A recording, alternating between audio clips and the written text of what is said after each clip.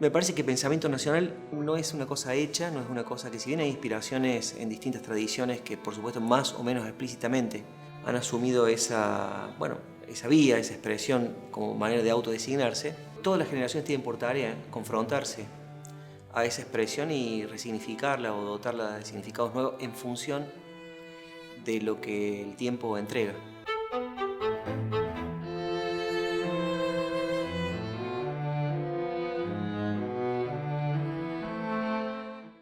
Hay un conjunto de, de autores, de nombres, algunos más obvios, más conspicuos, y otros más laterales, más oblicuos, pero me parece que conjuntarlos de manera, tensionarlos y ponerlos de manera dialéctica a funcionar para generar algo nuevo, es un buen procedimiento para crear una nueva noción de pensamiento nacional a la altura de otras nociones que están sucediendo desde la realidad y desde las prácticas políticas inmediatas. Y en ese aspecto, bueno, la conjunción, por ejemplo, de Sarmiento John William Cook, o Borges Walsh, o uno podría pensar, Scalabrini Ortiz, Aníbal Ponce, todas estas vías que son la gran tensión de la cultura, de la historia de la cultura o de la historia de las ideas en Argentina. Me parece que hoy el asunto es cómo configurarla, reconfigurarla para hacer algo nuevo. Y también me parece que pensamiento nacional indica una capacidad que es qué somos capaces de hacer con ideas que provienen de otra parte, que no necesariamente han sido pensadas en la Argentina. En ese aspecto, la capacidad de apropiarse de la historia de la cultura en general, de la historia de la filosofía, de la historia de las ideas, para hacer algo nuevo con ideas viejas, a eso también creo que perfectamente lo podemos llamar pensamiento nacional, en la medida en que tengan actualidad y en la medida en que sean fecundas en la interlocución con nuestro presente.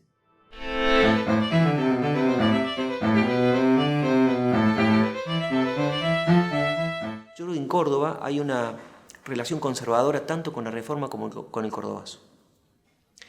Es como si fueran mitos que tienen una función objetivamente represiva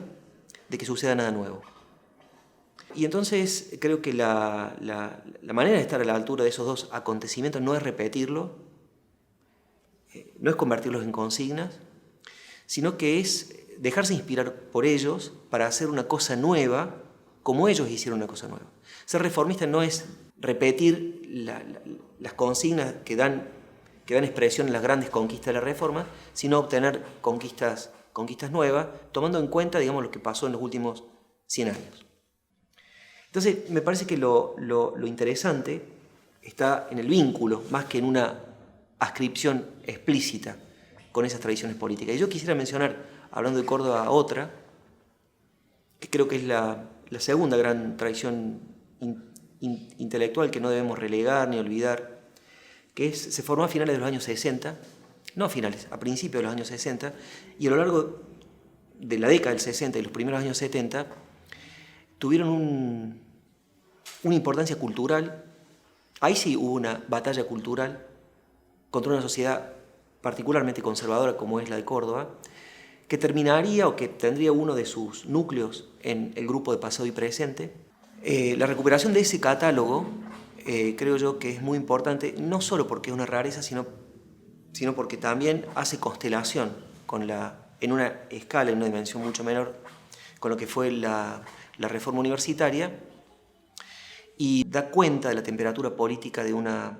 provincia que llega hasta el año 73, hasta el año 74. En el año 73 fue el triunfo de Obregón Cano y Atilio López. Y diría que desde el Navarrazo hasta el día de hoy, Córdoba fue una provincia y una ciudad particularmente violentada por la dictadura militar, pero diría que desde el año 74 hasta hoy, es decir, han pasado 40 años, Córdoba está sumida en una especie de desierto político y también de desierto cultural, en el cual lo único que se suele hacer es invocar conservadoramente a la Reforma y al cordobazo.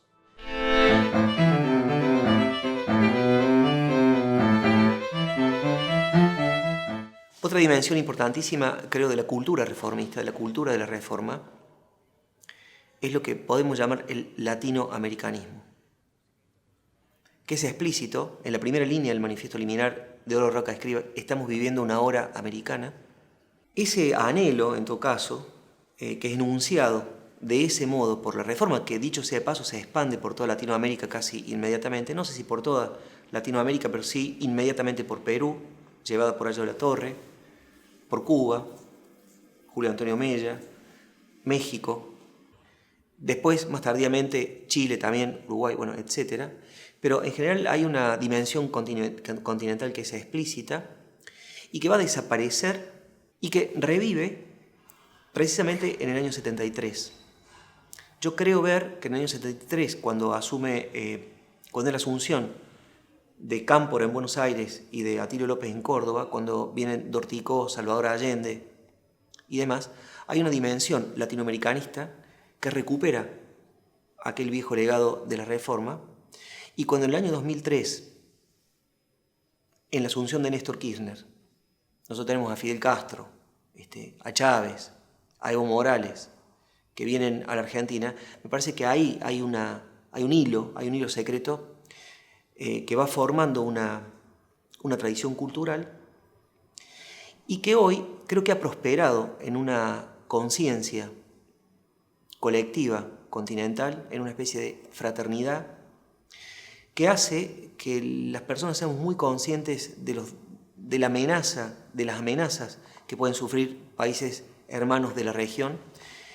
y haya una alerta democrática espontánea cada vez que hay una embestida, sea como ha sucedido en Bolivia o en Ecuador o en nuestros días en Brasil y en Venezuela.